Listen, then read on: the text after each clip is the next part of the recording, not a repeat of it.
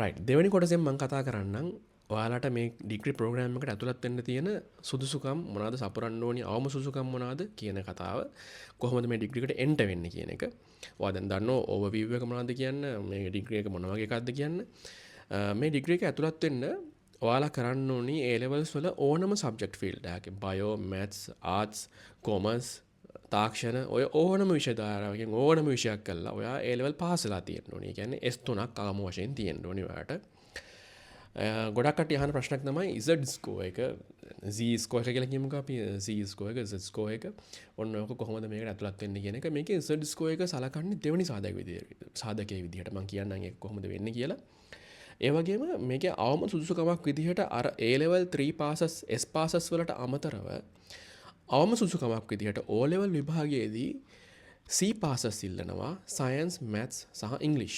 විද්‍යාව, ගණිතය, ඉංග්‍රීසි කියන විෂයන් තුනට අනිවාර්යෙන් C passes තුනක් ඉල්ලනවා. මේක අනේ මට S එකක් තිබ්බොත් පුළුවන් වෙයිද, මට අනිත් දෙකට විද්‍යාවට ගණන් වලටයි C තියෙනවා, ඉංග්‍රීසි වලට S තිබුණොත් පුළුවන් වෙයිද, එහෙම නැත්නම් ගණන් වලට S එකක් තිබ්බොත් පුළුවන් වෙයිද? එහෙම බෑ.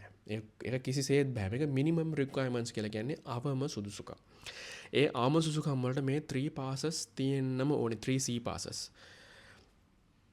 O level විභාගයේදී මම නැවතත් කියනවා O level විභාගයේදී විද්‍යාව, ගණිතය, ඉංග්‍රීසි වලට C passes තියෙන්න ඕනි අනිවාර්යයි. ඒක අවම සුදුසුකම.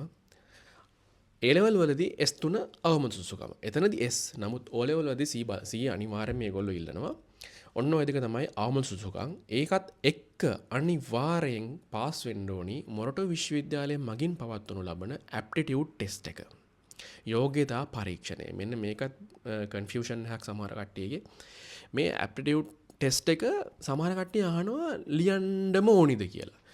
ඒ කියන්නේ අරවා තිබ්බට මදිද කියලා. මේක අනිවාර්යෙන් ලියන්නම ඕනි. ඒ කියන්නේ මේක අර දෙකට අමතරව අනිවාර්යෙන් ඒ කියන්නේ ඔයා වෙනස් විදිහට හිතන කෙනෙක්ද, මේ ඉන්ඩස්ට්‍රි එකට ගැලපෙනවද, මේ ඩිග්‍රී කෝස් එකට ගැලපෙනවද කියන එක හොයන්න තමයි මේ යෝග්‍යතාවයක් තමයි මම ඉන්නේ. මේ ඩිග්‍රී එකට ඔයා යෝග්‍යයිද කියන එක. ඉතින් ඒක අනිවාර්යෙන් ලියන්න ඕනි. ඉතින් මේ යෝග්‍යතා පරීක්ෂණත් පාස් වෙන්න ඕනි. ඒක තමයි මේ දවස්වල මේ ගැසට් කරලා තියෙන්නේ. ඒකට 7500ක් මම හිතන්නේ ගෙවන්න තියෙන්නේ. මම ඒ ඩීටේල්ස් හරියට මම කියන්නේ ඔයගොල්ලෝ වෙබ්සයිට් එකේ ගිහිල්ලා ඇප්ලයි කරනකොට බලා ගන්න පුළුවන්. මම ඇප්ලයි කරන process එක A to Z මම කියන්නේත් නැහැ. ඉතින් අනිවාර්යෙන් ඒ දේවල් වලට පුළුවන් වෙන්න ඕනේ ගිහිල්ලා වෙබ්සයිට් එකකින් බලලා ඒකේ ෆෝම් එකක් ෆිල් කරගෙන ඒ ෆිල් කරන ෆෝම් එකට සල්ලි ගෙවන්නේ කොහොමද? ඒ දේවල් ඔයාලට පුළුවන් වෙන්න ඕනේ කියලා මම විශ්වාස කරනවා. ඒ දේවල් මම නිකන් මෙන්න මෙහෙමයි කරන්න කියලා මම මේ වීඩියෝ එකෙන් කතා කරන්න බලාපොරොත්තු වෙන්නේ. ඉතින් ඒ යෝග්‍යතා පරීක්ෂණයත්